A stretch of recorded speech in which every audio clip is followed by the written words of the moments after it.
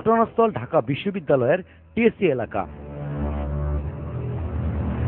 সিসিটিভির ক্যামেরায় পরিষ্কার দেখা যাচ্ছে অপরাধী চক্রের তৎপরতা। এই চক্রটি পহেলা বৈশাখের বিকেল থেকে সন্ধ্যা পর্যন্ত প্রায় 1.5 ঘন্টা নানা কায়দায় চালায় নারীদের উপর যৌন নির্যাতন।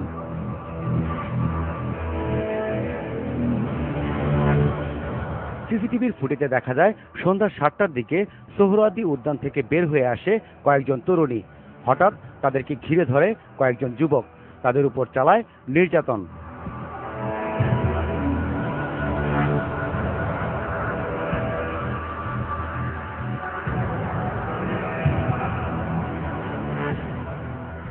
সাড়ে 6টার সময়ের ফুটেজে দেখা যায় চক্রটি প্রথমে আলাদা আলাদাভাবে নারীদের ঘিরে ধরে, এরপর পরিকল্পনা মতো একজন পেছন থেকে ধাক্কা দেয়।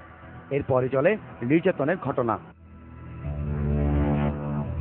আরেকটি ছবিতে দেখা যায় স্বজনদের সামনে রিকশা থেকে নামিয়ে নির্যাতন চালানো হচ্ছে। পাশে থাকা পুরুষটি নিরুপায়, নির্বিকার। আশেপাশের অনেককেই তখন দেখা যায় দর্শকের ভূমিকায়। দু একবার লাঠিপেটা করলেও জোরালো ভূমিকায় ছিল না পুলিশের। নিজে একেবারে একজনকে ধরে এখানে এসে দিয়ে দেয় একজনকে, আর একজনকে হচ্ছে এখানে ধরার পর হচ্ছে পুলিশ এসে আমার থেকে নিয়ে যায়।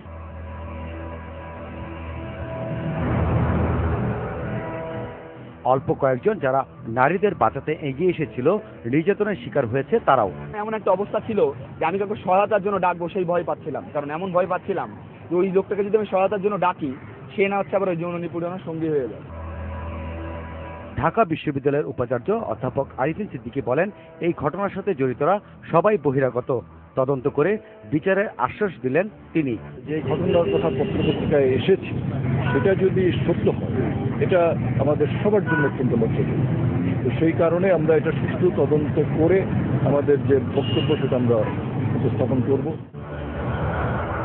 বৈশাখে টিএসসিতে ছিল নিরাপত্তার বলয়।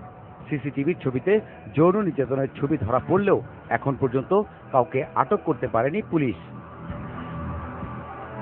জেমসন মাহবুব, ৭১, ঢাকা।